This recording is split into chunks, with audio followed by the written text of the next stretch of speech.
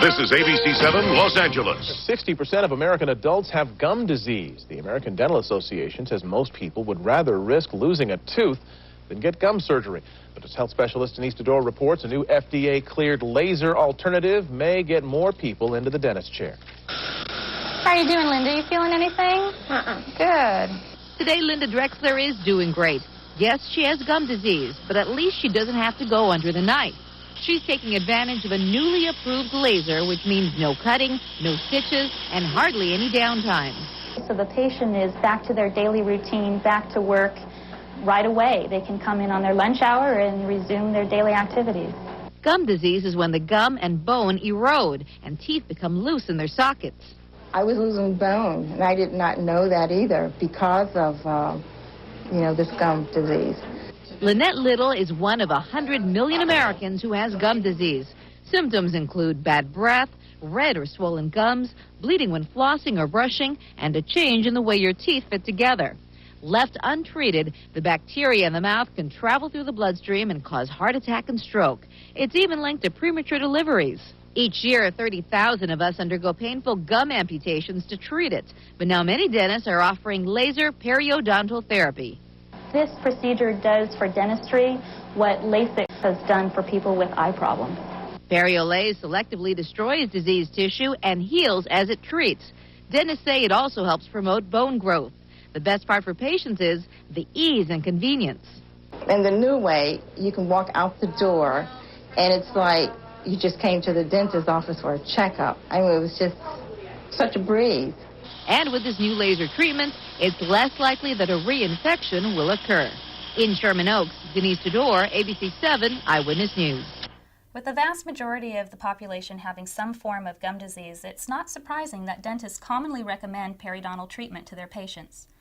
Deep pockets, especially with bone loss, requires immediate attention. Common recommendations by dentists include deep cleaning, scaling and root planing, and gum surgery. Statistics by multiple dental resources report that only about 4% of patients needing gum surgery actually follow through with treatment, usually because of fear. People are concerned about, if not downright scared, of conventional treatment options, and they're looking for an alternative. As featured on news channels and newspapers, periodicals, and dental journals around the country, specially trained laser dentists are providing the no-cut, no-sew, no-fear laser alternative for the treatment of periodontal disease. Using the Millennium Dental Technologies Periolase MVP7 dental laser, they successfully and comfortably treat patients with periodontitis so they are able to quickly return to their daily routine. So many people need help, and they're looking for a better way, especially because it's not just about your teeth anymore. People with periodontitis are at increased risk for heart disease, stroke, complications with diabetes, and spontaneous preterm births, to name a few. Laser-assisted new attachment procedure, or LANAP, is quickly becoming the gold standard for the treatment of gum disease.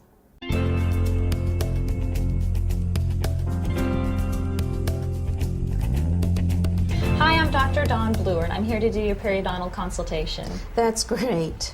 I heard that you have gum disease and you were told that you need gum surgery and you're looking for an alternative. That's right. I know you've probably been told about what gum disease is, but if you don't mind, I'd like to review that with you so I can talk about your periodontal treatment options and especially why people are choosing laser periodontal therapy as their periodontal treatment of choice. Okay. Let's take a look at this picture chart. This is a picture of what a healthy tooth looks like. This is what you see when you look in your mouth. That's the tooth. This is the root. This is the bone, and the gum lays over the bone and attaches to the tooth just above the bone level. Between the gum and the tooth is a pocket or a space. We measure that using a ruler. We call it a probe, which is in 3 millimeter increments. We measure between where the gum attaches to the tooth and the top of the gum. In a healthy situation, those pockets are very shallow. Really, we'd like to see them at 3 millimeters or less. In this picture, we have a healthy 2 millimeter pocket.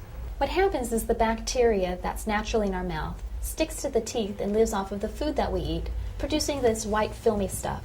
That's called plaque. Plaque is soft, we can brush it and floss it away, but we're only human and we're going to miss some of it. The stuff that we miss is usually down below the gum line and in hard to reach areas. What happens is the bacteria that live inside of the plaque irritate the gums, and the gums get a little bit puffy or inflamed. And what we have is some surface inflammation. This is called gingivitis. Most people have some inflammation or gingivitis going on somewhere, if not everywhere, in their mouth by the time 6 months rolls around since their last cleaning. That's why we recommend that people with gingivitis get their teeth cleaned twice a year. What happens if plaque sits there for long enough, eventually it turns hard into barnacles of calculus or tartar, same thing. Now the bacteria that live inside those barnacles will eventually destroy the attachment between the gum and the tooth, opening up a deeper than normal space or pocket.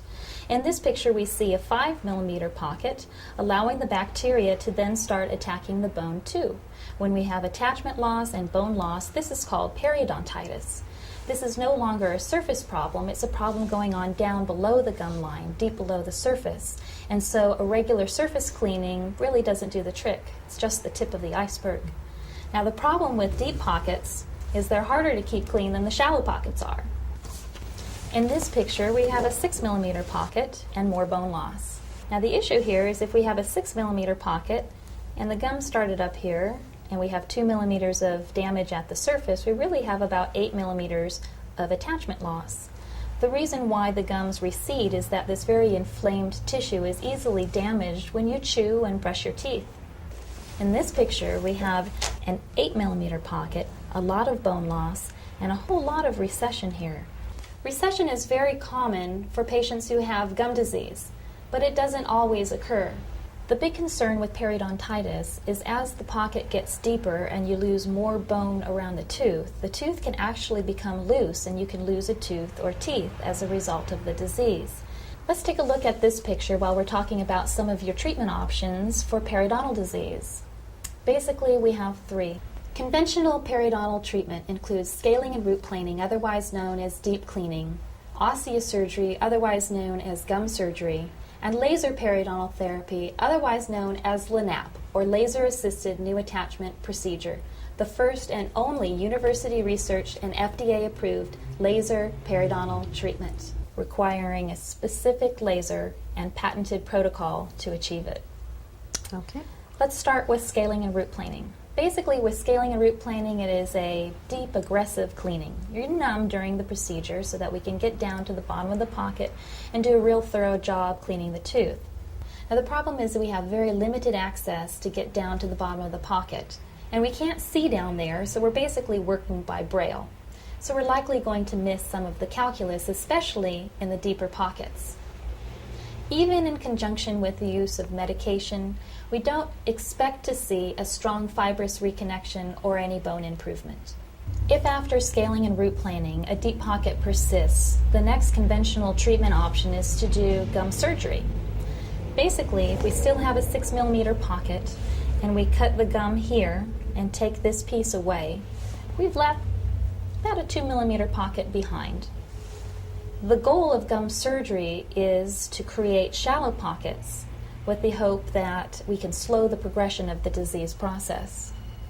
Basically, it's the intentional reduction of the height of the gum, which doesn't look pretty and leaves the root sensitive to temperature and more prone to getting cavities. The problem with periodontitis is that most people don't find the treatment options appealing. And unfortunately, there is no cure. Even the laser isn't a magic wand. Like diabetes and high blood pressure, we can get you to a healthy level, but then we need to work to maintain you there with regular and frequent cleanings. Once a periodontal patient, always a periodontal patient. You can be treated, but it requires maintenance to keep you at a healthy level. And if you've had gum surgery and we've already cut the gums, if after some time a pocket comes back, well, we can't keep cutting you. Eventually we run out of something to work with. Now, the difference between gum surgery and laser periodontal therapy is basically the difference between treatment by amputation versus treatment by regeneration. With laser periodontal therapy, there is no intentional reduction of the height of the gum.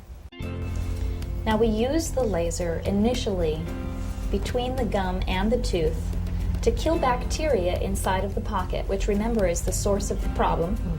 It also affects the calculus, so it's easier to remove.